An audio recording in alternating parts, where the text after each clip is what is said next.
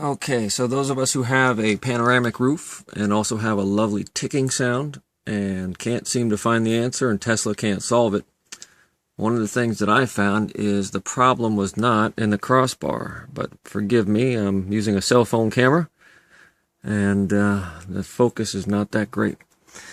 But if we pan around to the back of the headliner between the rear of the pano and the hatch, what I found was, right in this area, there is some plastic ribbing for the headliner.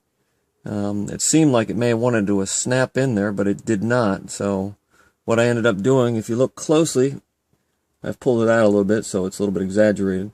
I basically stuffed this area with foam.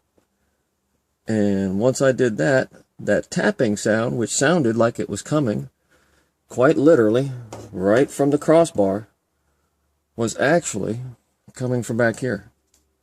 What you can do just to kind of test your own is just give this a couple taps in different areas, and you just may find that the sound is reproduced. So anybody that's having that issue, why don't you check that out before making the trip down to Tesla and see if that solves your problem. Enjoy.